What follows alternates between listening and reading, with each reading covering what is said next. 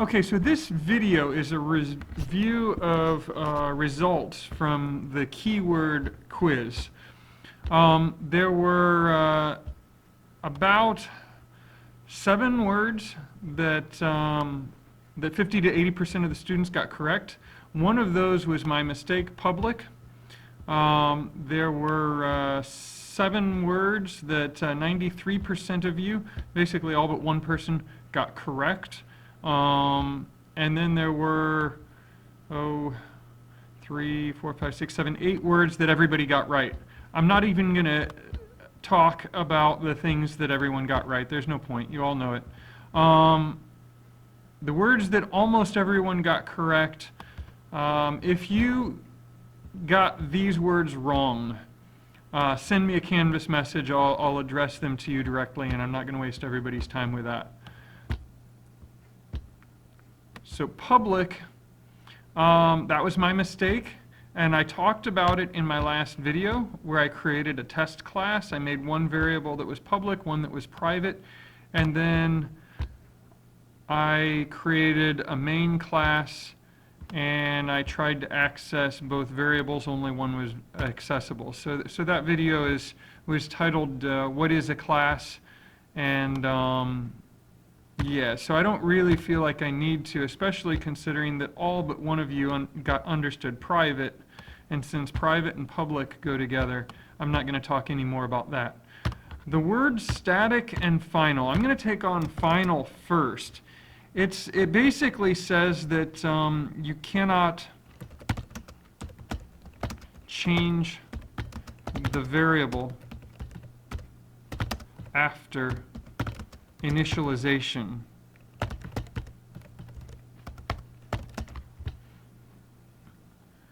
So what does that mean? So I've got this test class.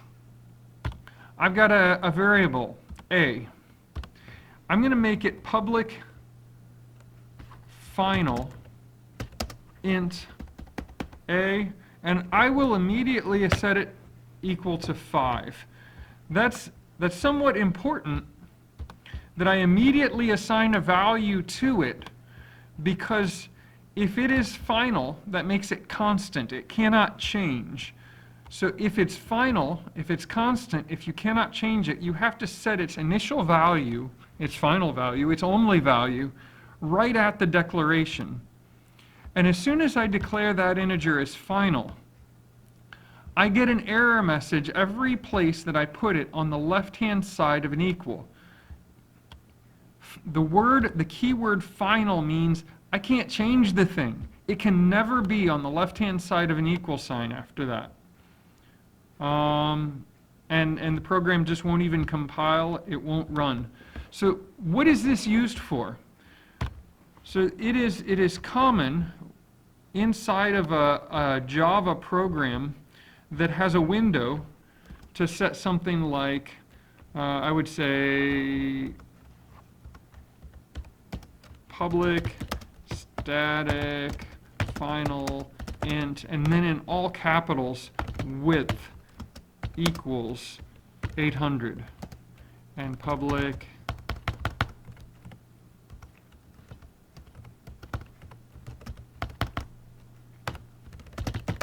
static final int height equals 600. I'm having trouble typing public. Was having trouble with the caps lock key. All right, so what is this about? Well, we know what public is. We've mentioned final. So this would be for an application whose width and height do not change. If they do not change, I can just set them as a variable that is accessible outside the class. Now, static.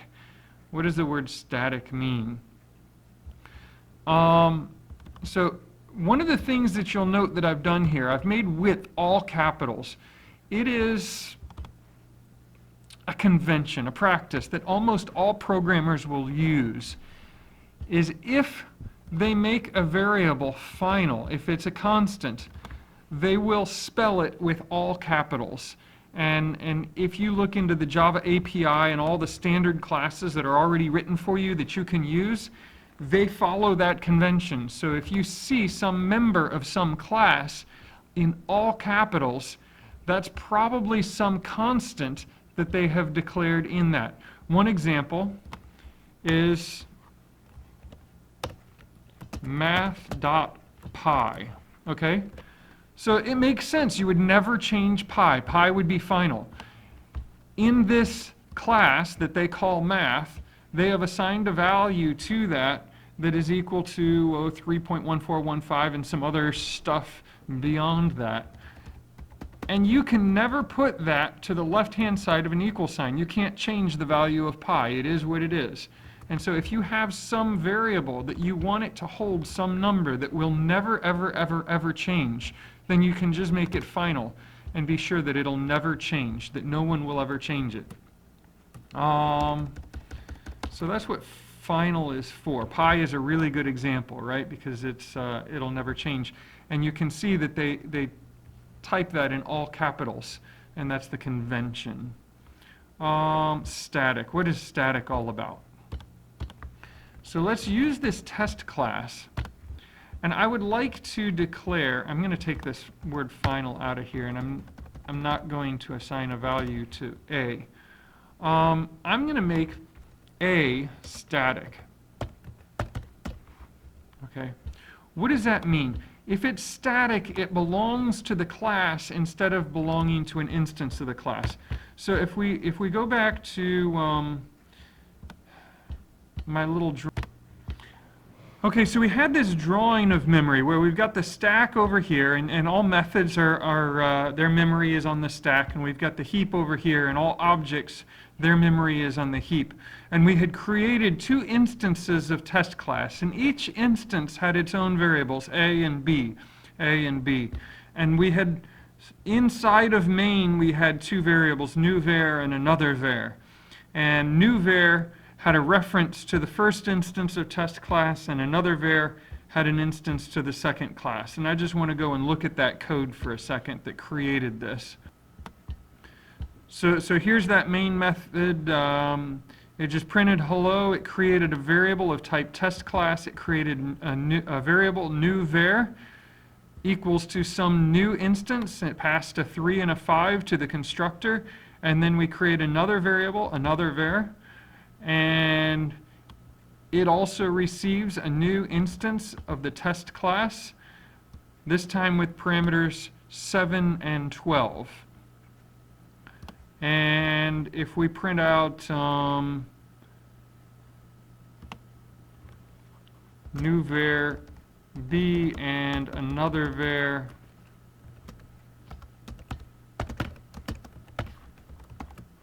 B, and run it. Nope. B is not public, so let's make it public.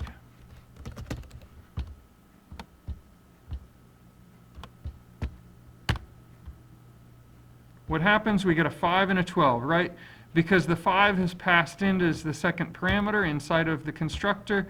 The second parameter is Q, and Q gets assigned to B. So that instance of the test class will have the 12 assigned, or the first instance will have this 5 assigned to the B variable, and the second one will have a 12 assigned to the B variable. And if we printed out A, in the previous example, we would get 3 and 7, right?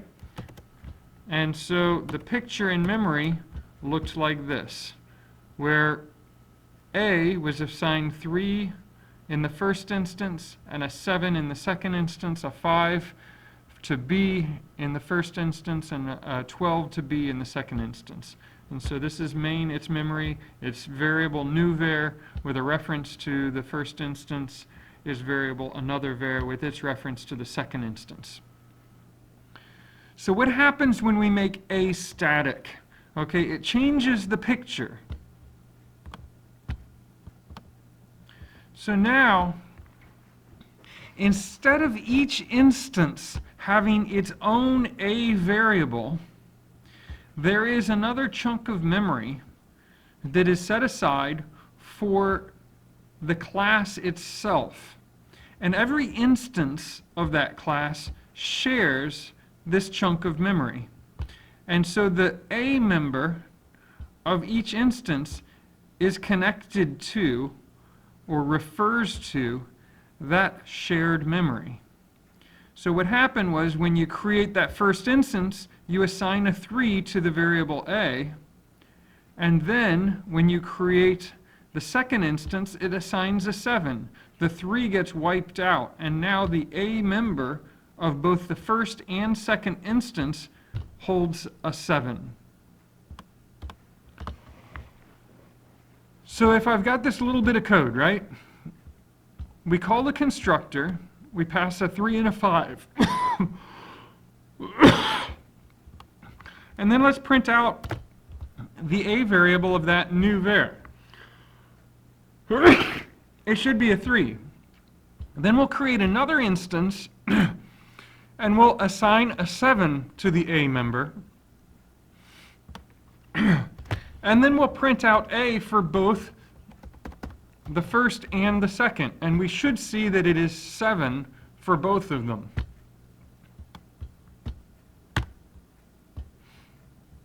So it prints out this 3 after creating the first instance. And then it prints out this 7 from that first instance. We used the first instance of the class to get at A, but it still accessed the 7. So if you change it for one instance, it changes it for all instances when the variable is static. Not only that, but a static variable, since it belongs to the class, you don't even need an instance of the class at all. You can just use the class name. Just like when we say math.py. I never called new and created an instance of the math class. I can say double D equals math.py, right? And then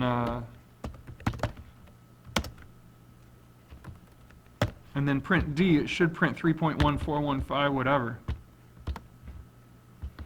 But I never used an instance of the test class. I never said new math, right? If I've got a static variable, all I need to the left of the dot operator is the name of the class. Test class dot A equals 3. And now I can say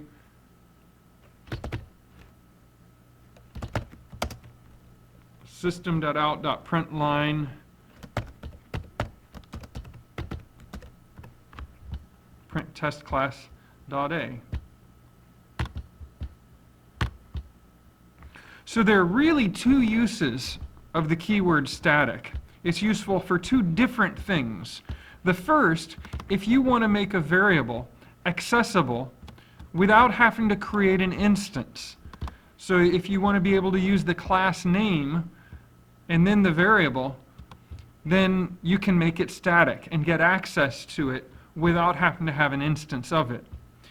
The other useful feature of the keyword static is if you have many instances and you want to assign the same value to every instance, you can make it static.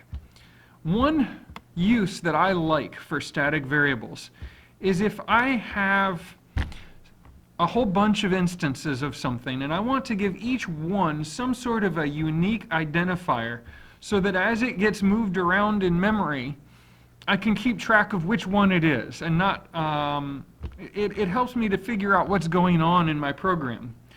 So I'll give it each instance a field.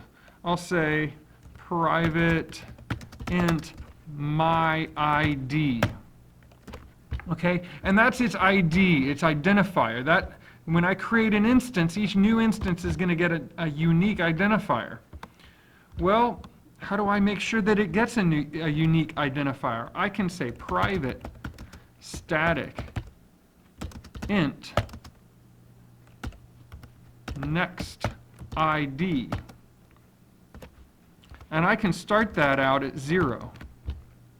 So then in the constructor, what I do is I can say my ID equals next ID, and then next ID plus plus.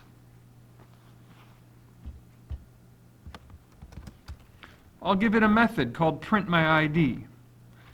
Public void print ID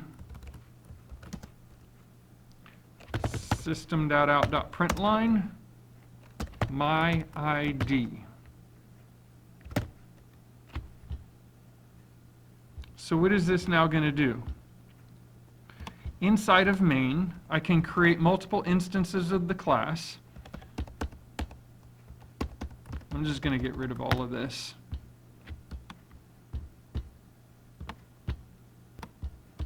So back in my other class, I've got a main method. It's executing. It's going to create a first instance of the test class. And it's going to create a second instance of the test class. And I may even create a third instance of the test class.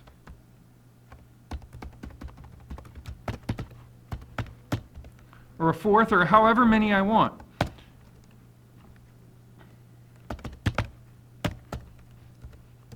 And I can tell each instance, hey, print your ID. And when I run it,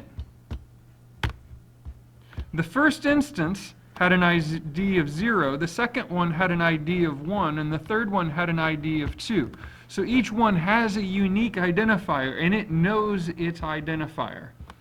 And it's automatically generated. How did I do that? I create a static variable called nextID, and in the constructor, I assign my ID to the next ID, and then I increment it. So when I create the first one gets that ID of 0, and then next ID becomes 1. So then when I create the second one gets the ID of 1, and it increases next ID to 2. And the third one got the ID of 3. How does that look in memory? Okay, so inside of main, we had 3 variables, first, second, and third. The first one was created first. We called the constructor, and the constructor assigned the first parameter to A and the second parameter to B, and the value of next ID, which belonged to the class because it was static, it originally had a value of 0. It assigns that 0 to the myID field of that first instance of the class. And then it incremented it, and it became 1. And then inside of main, it called the constructor again to create the second object. It had 7 as the first parameter, so that got assigned to A. A 12 is the second parameter, so that got assigned to B. And at this point, the class had the variable nextID with a value of 1. It assigned the 1 to the myID field of this instance of the class. And then this reference to the new object is stored in the variable 7 of main, or second of main. And then we called the constructor a third time, and the third constructor was passed a first parameter of 6, which got assigned to A, and a second parameter of 8, which got assigned to B. And it received the value that existed in the class for next ID of 2. And the 2 got assigned to the myID field, and then it increased the next ID variable up to 3. And the reference to this object was assigned to the variable third inside of main. Now, you'll notice that I've made sure that this was 6 and 8, 3 and 5, 5 and 12, 6 and 8.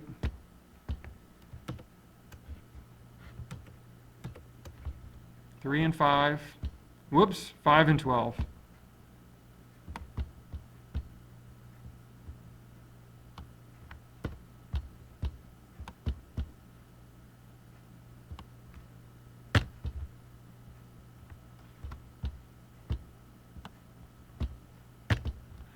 And 6 and 8. And inside of the test class, I have changed A and B so neither of them is static. The only static variable is nextID. So that's the only one that is living inside of the memory that is shared by every instance of the class. I hope that helps with the keywords static and final. So for static, the best way to think about it, it is to indicate a member that belongs to the class shared instead of the instance of the class. It is shared by all instances. It belongs to the class itself. Final just means you can't change it. I will talk about extends, interface, implements, and abstract in the next video. These are all related concepts, and they are very difficult. It is the next big step in computer programming in Java. Hope you enjoyed the video. Please watch the next one. These are very important concepts. Thank you.